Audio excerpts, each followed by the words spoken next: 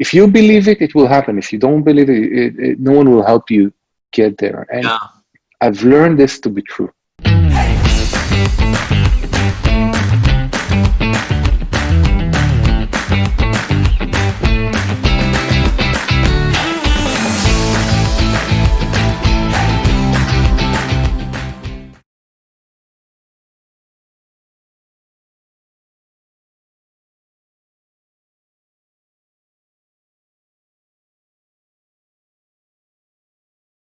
Alon Girmonsky, thank you so much for joining me on the show. How are you? I'm good, Michael. Thanks. I'm very good. Thanks. Okay, in 2 words, what is it like running a startup in Corona times? Give me the Crazy, but Okay. startup life is crazy. So it's not that different. Wonderful. Okay, Alon, like I mentioned right before we started, if I were to, list all the companies that you've been involved with in acquisition, whether it was the companies that you founded, was the CTO, VP engineering, or anything of that sort, we wouldn't have been able to fit it in 20 minutes. But I am going to ask you, can you just give me, a really brief rundown where you came from, all the way from when you were in a Tudai in the Israeli Defense Forces, Oh, all the way up nice. until now. All the way up until now, when you're running Up9. Give me the brief rundown. I'm not sure I can do that because when I was actually at Today, that was too long. My memory doesn't serve me that long ago. But no, I'm the normal kind of Israeli startup nation story, What does that right? mean? It's a playbook, right? That we all go to the military, right? Meaning the good guys go to Kravi, and guys like us, we go and build things, kind of more programs and stuff. So I started there as of today, 6 years, 9 with school and everything. Wow. Did my own startup. My first startup was good. It was okay compared. What does okay mean? Just for context. I'm Because sure this 99% of startups just fail. So when you're saying okay, that's okay. It's okay to fail, and don't let anyone tell you different. Now, so yeah, and with startup life, it's very easy to talk about your successes, but again, you won't be there. You are not an entrepreneur. You are not in real startup life if 90% of your experiments fail. Right? I don't know of anyone that kind of you just in them. Yep. They can join someone, and then they will be successful. But that someone, for sure, made many mistakes and Makes a lot of failures. sense. Yeah. But on TechCrunch, you read about the successes, and that's obviously the cognitive bias that we now have. But Alon, nevertheless, you went through you're saying the traditional Israeli route, going to the military and doing some meaningful things there. Not so much Kravi, but other very meaningful things, and then moving on, creating a startup that's okay. And then you're involved in a series of acquisitions. And what I want to get out of these in next 17 minutes or so is I want to pick your brain about a few of the subjects that we talked about, whether it's the guiding the transitions between employer or employee versus like a founder and entrepreneur, what it means to build teams, build products. So let's start with that first one. What does it mean, that dissonance between being an employee versus being an entrepreneur? Yeah, I think you coined it right. There's a dissonance because for whatever reason, people look at startups and founders and entrepreneurs and think, hey, that's fun. We should do that. And then I turn to them and say, you need to have like a bug. You need Yeah. to be somewhat crazy to actually want.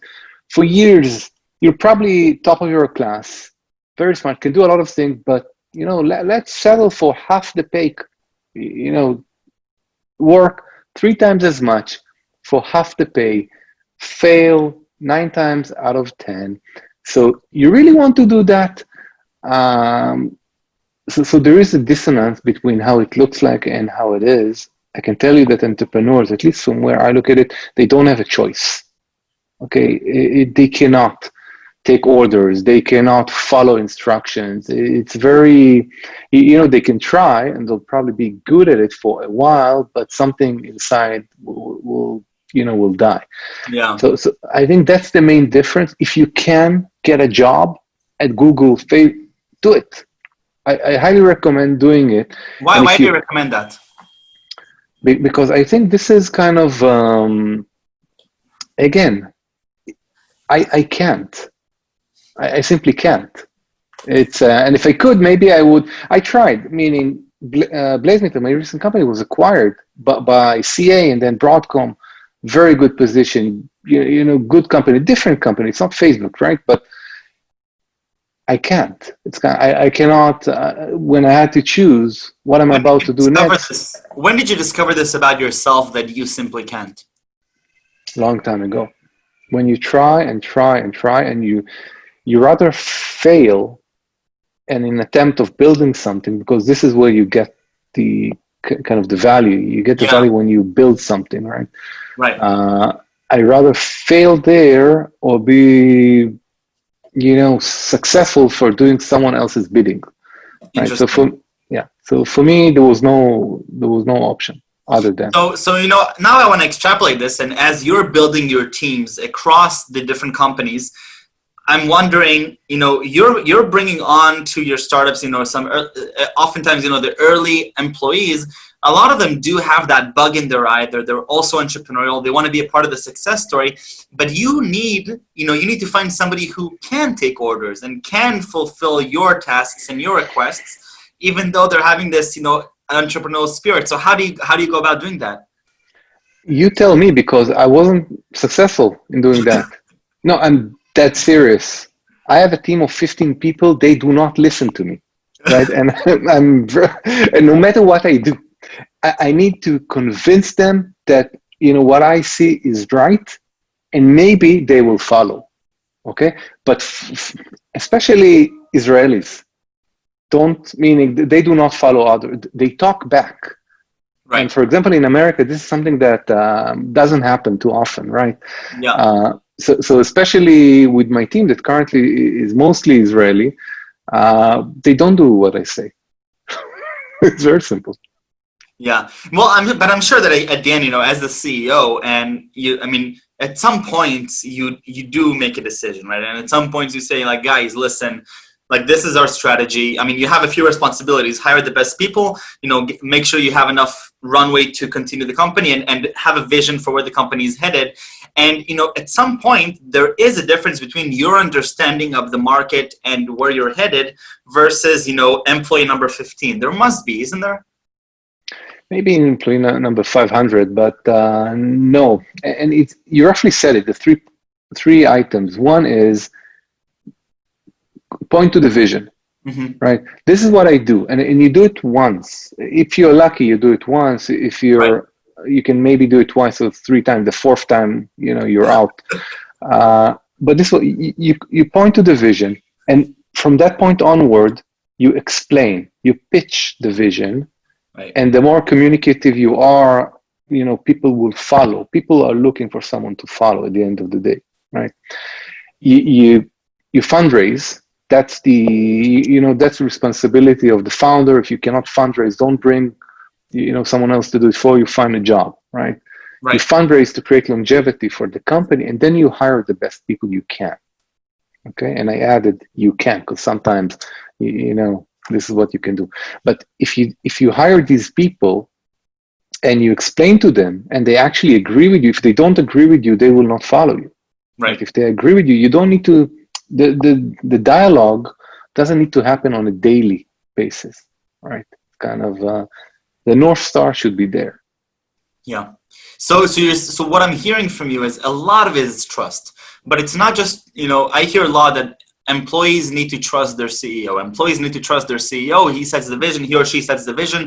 But what you're also referencing is that the CEO has to trust their employees, because in the whole art of, talking back and bouncing ideas. And when you're telling me proudly that your team doesn't listen to you, obviously they listen to you. But when you're saying that, what I hear is a proud statement of, my team they're entrepreneurial, they're independent thinkers, and they challenge me on my ideas. And that's why we work so well together, because we respect and we trust each other. Is that right? Yeah, that's absolutely correct. But again, everything I'm saying, by the way, this is not the truth. This is not objective. This is me. Okay, so I've tried to be like the decision maker with I have this right hand and that right hand and this right hand, and everyone are my right hands, right? It doesn't scale. Okay, and I was able to go past. I survived that era to a point where it's all about the why, right? If I am able to convince you why we are doing this, you'll follow me. I don't need even to explain. You'll have your own vision, and it's good enough. Okay, if I constantly need to manage you, Yep. we're in a bad place. Totally. So Alon, what number startup is this that you're involved with in some Oh my capacity? God, come on! I don't remember. Is it after two hands? So, are you asking how many companies I have founded over the years? Or no, where you were involved with? No. That's too many to count, especially in this day and age where I'm also investing, but I'm Right. investing in a company that I can help, at least at the beginning. So I don't know, 20, 30, 40, Okay, so 40. Alon, what I really want to know is give me, your one or two earned secrets after 20 or 30 companies that you're watching, these scrappy, hungry entrepreneurs and these great teams, because you're choosing diligently the companies that you're either investing in or you're founding or working for. What have you learned over these years that, a young entrepreneur like myself, as I go along my journey, I don't have to go to 20, 30 companies. I can just listen to your advice, take it and take it as it is. Listen it with very, in a very, very limited manner. Uh, yeah, I've learned something that I was taught, meaning I had great mentors, right? It's kind of, even though that when I started, like, let's talk about the past 10 years, because I don't remember what was before. It was kind of too long ago, right? But I had great mentors, right? And they taught me, I said, I know a lot, but there's far more that I don't know, and I want to learn from people who actually know. So the first thing, one of the things they told me, listen, it's all about you. And I said, well, what do you mean about me? It's all about you. Okay.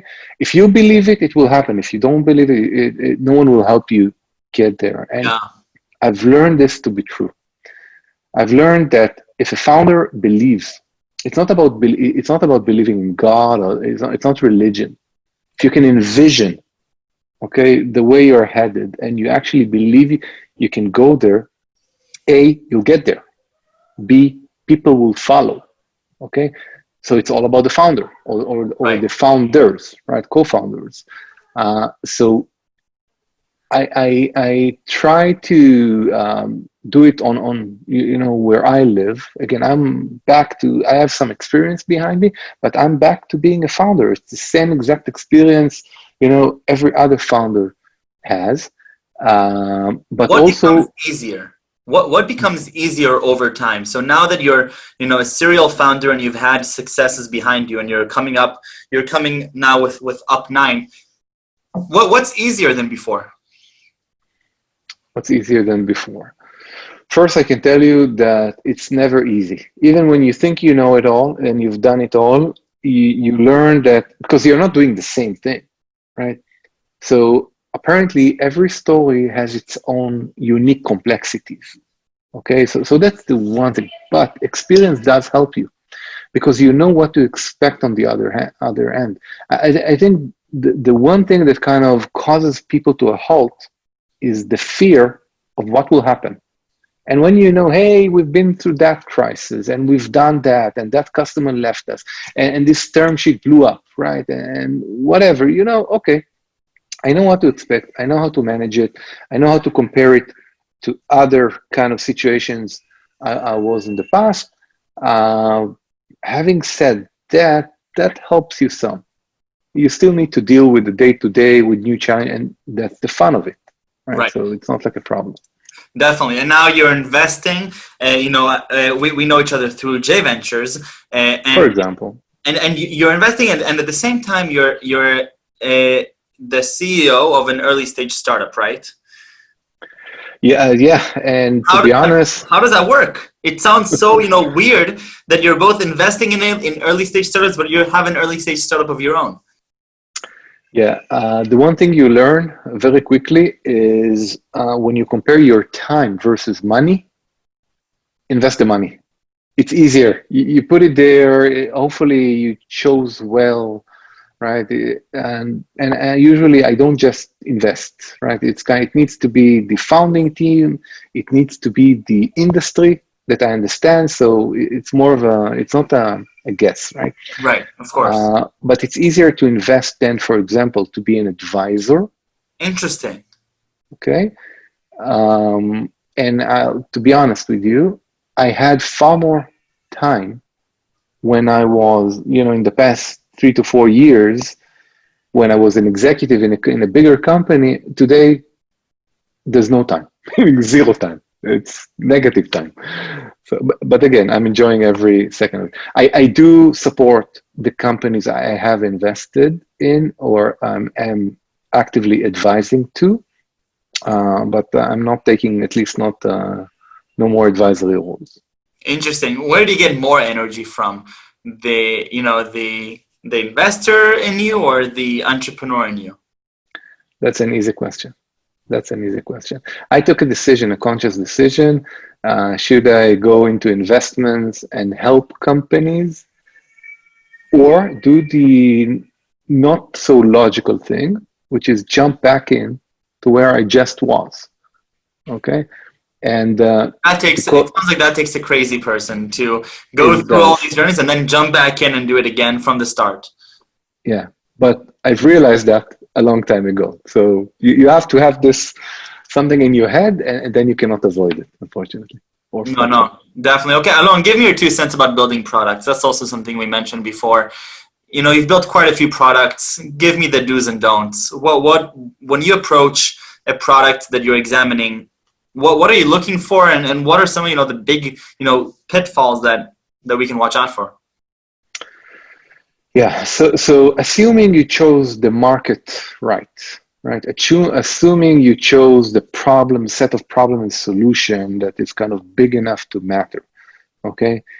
When you kind of there is, let's say you have a vision market fit. The next thing is product market fit. Okay. It doesn't come first, but it definitely comes second. And I think this is critical.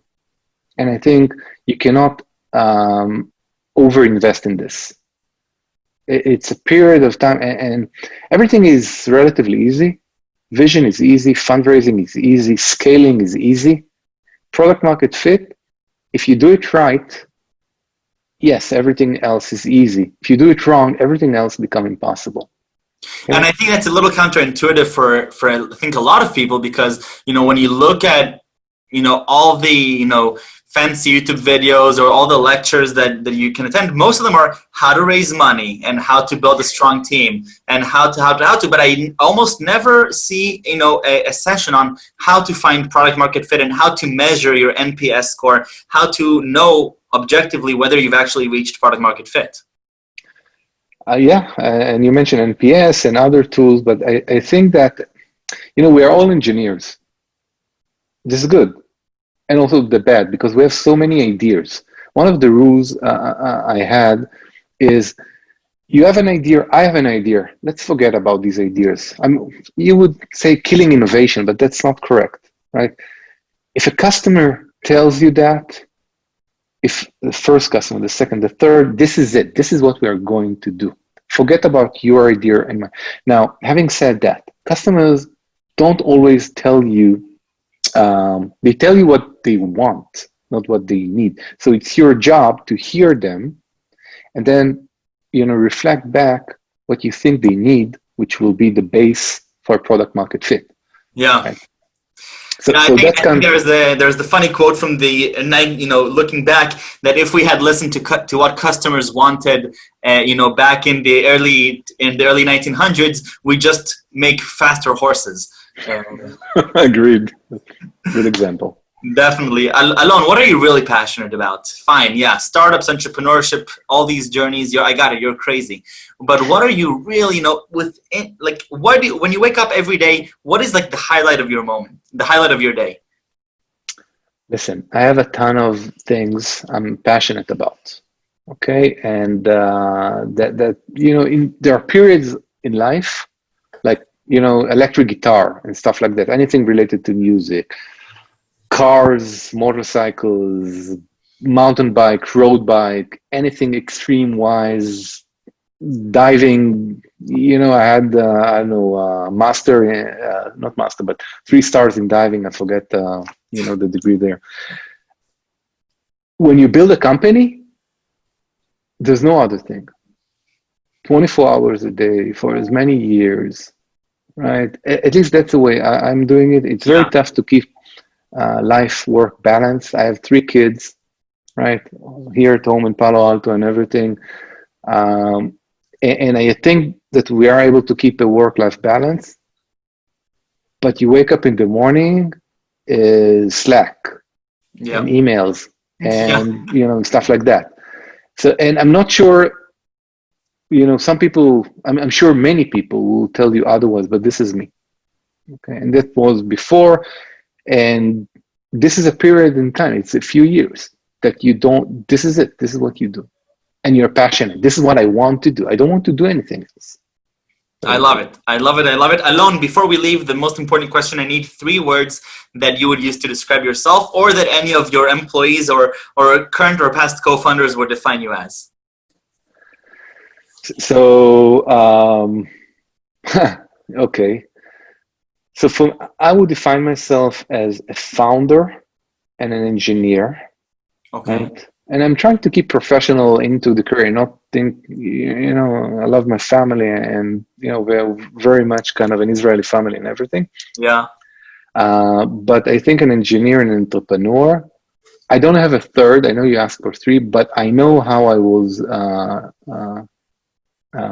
how people talked about me, and not only employees, but customers, crazy CEO. Okay. And just to explain, it's not like everyone wants to be crazy because it's maybe fun and other thing, but always exaggerate. Like you go into a show, you're doing something, you're expected to do this, do that. Okay, to a point where actually a prospect, they came in and said, "Hey, your CEO is crazy." And I said, "God, good. I feel comfortable." I love it. Alon, toda rabba. Thank you very, very much. Pleasure. Such a pleasure. I learned so much. And best of luck with the COVID, and best of luck with UP9. Thank you so much, Michael, and awesome initiative. I'm so happy that you reached out. So thank you. Take care. Take care.